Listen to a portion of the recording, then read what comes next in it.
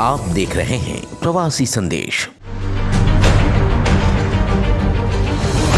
50 साल की एक मूकबधिर महिला थी, उसके ऊपर भी रेप हुआ है और ऐसे घटनाओं का सत्र महाराष्ट्र में चल रहा है और महाराष्ट्र के जो गृह मंत्री है वो बलात्कारियों को क्लीन चिट देते हुए महाराष्ट्र में घूमते हुए नजर आ रहे हैं। ये बहुत ही शर्मनाक बात हमारे सबके लिए है। महाराष्ट्र में बढ़ रही बाल हत्याएं और महिलाओं के साथ हो रही घटनाओं पर निशाना साधते हुए बीजेपी नेता चित्रा वाघ ने राज्य की उद्धव सरकार पर बड़ा आरोप लगाया है। चित्रा वाघ ने मुंबई में पत्रकारों से बातचीत के दौरान महाराष्ट्र के गृह मंत्री अनिल देशमुख पर आरोप लगाते हुए कहा कि गृह मंत्री सिर्फ आरोपियों को बचाने का काम करते हैं।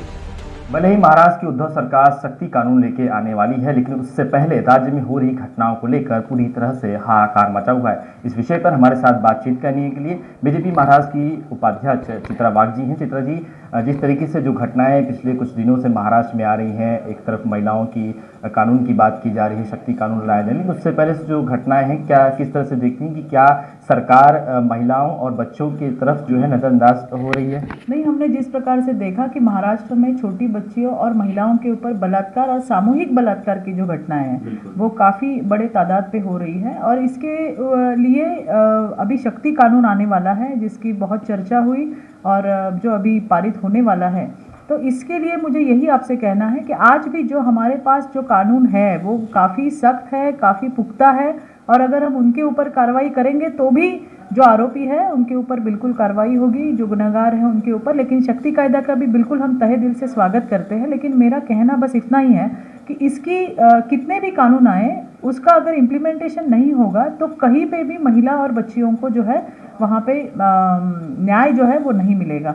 हमने जिस प्रकार से देखा कि औरंगाबाद की केस में एक महिला ने सामने आके कहा कि मेरे साथ इस प्रकार की घिनौना प्रकार हुआ है, 376 आईपीसी 376 का एफआईआर बनने के बावजूद भी आज आरोपी जो है वो बाहर सरेआम घूमता हुआ नजर आ रहा है।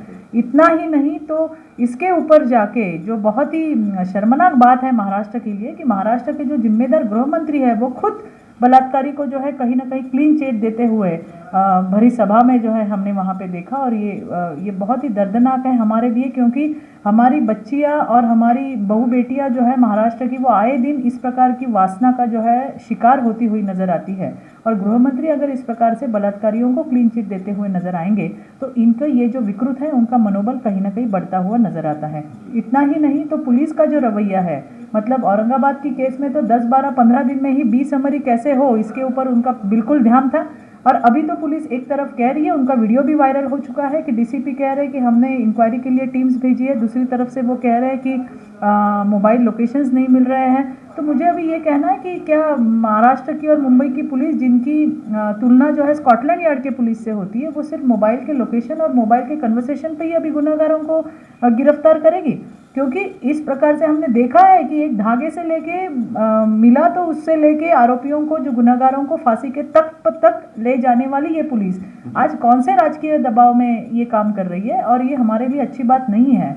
हमने देखा कि पूरे महाराष्ट्र में, पूरे देश में नहीं पूरे जग में कोरोना जैसी महामारी फैली। कोरोना तो पूरे जग में हुआ, लेकिन वजाइनल पार्ट से स्वैब टेस्टिंग लेने का घिनौना और गलिच्छ प्रकार जो है वो घटना अमरावती में घटी, बटनेरा में। ना उसकी सुध मुख्यमंत्री साहब ने ली, ना उसकी सुध गृह मंत्री साहब ने ली, ना उसकी सुध आरोग्य मंत्री जी ने ली, ना इसकी सुध महिला बाल विकास मंत्री ने ली। लेकिन हम वहाँ पे गए, भारतीय जनता पार्टी अपनी नैतिकता समझते हुए हम वहाँ पे गए और हमारे ऊपर ही वहाँ पे गुने जो है वो दाखिल किए गए। तो मुझे आपके माध्यम से भी सरकार से कहना है कि हम आपसे बिल्कुल भी नहीं डरते और जहाँ जहाँ आप महिलाओं के ऊपर, बच्चों के ऊपर अत्याचार अन्याय करेंगे वहाँ वहाँ हम आपसे भिड़ेंगे जरूर और आपको ठोकेंगे भी जरूर। आपको क्या लगता है कि पुलिस को क्या उनका काम करना नहीं है, कोई राजनीतिक दबाव दिया जा रहा है? मुझे तो ऐसे लग रहा है कि जिस प्रकार से 15 दिन के अंदर 20 समरी की बात पुलिस करती है, पुलिस क्लीन चिट देने के बात करती है और कहती है कि हमारे पास कोई पुख्ता सबूत नहीं है। और पुख्ता सबूत कौन से? तो हमारे पास मीडिया वो लोकेशन के क्या कहते हैं उसे, टॉवर लोकेशन नहीं मिल रहा है, कोई कन्वर्सेशन नहीं मिल रहा है। तो मुझे यही कहना है कि इस प्रकार से जवाब अगर महाराष्ट्र की पुलिस देगी तो महिलाएं जाएंगी कहाँ? और इस घटना में तो जो महिला ने दिया हुआ जो जवाब था, जो उसकी स्टेटमेंट थी, वो तक सार्वजनिक हो गई। वो कैसे हो गई? ये तो आईपीसी 228C के तहत गुनाह है। तो ये भी तो पूछना ज़रूरी है कि ये किसने की सार्वजनिक, और हमारे साथ जो आप बीती है जो हमारे लिए बहुत ही इम्पॉर्टेंट है, वो हमारे लिए हमारे ज़िंदगी का एक हिस्सा है, और अगर वो हम पुलिस के सामने रिवील करते हैं, उनको बताते हैं, और वो अगर इस प्रकार से सार्वजनिक हो जाता है तो क्या ये अच्छी बात है? तो इसके लिए जो आईपीसी का प्रावधान है उसका उपयोग कब करेंगे, कब ढूंढेंगे कि ये जो एफआईआर, ये जो स्टेटमेंट था उस लड़की का, जो विक्टिम का, वो किसने सार्वजनिक किया? तो ये सारी बातें मैं फिर से आपको वही दोहरा रही हूँ कि कितने भी कानून बने, लेकिन अगर उसका इम्प्लीमेंटेशन नहीं हुआ तो महाराष्ट्र की कोई महिला को, कोई बच्ची को कोई न्याय नहीं मिलेगा। बहुत बहुत धन्यवाद। Thank you. Video journalist Pritam Singh के साथ शिवम पांडे, प्रवासी। 50 साल की एक मूक बधिर महिला थी, उसके ऊपर भी रेप हुआ है, और ऐसे घटनाओं का सत्र महाराष्ट्र में चल रहा है, और महाराष्ट्र के जो गृह मंत्री है वो बलात्कारियों को क्लीन चिट देते हुए महाराष्ट्र में घूमते हुए नजर आ रहे हैं। ये बहुत ही शर्मनाक बात हमारे सबके लिए है। प्रवासी संदेश को लाइक करें, शेयर करें, कमेंट करें, सब्सक्राइब करें और बेल आइकन जरूर दबाएं।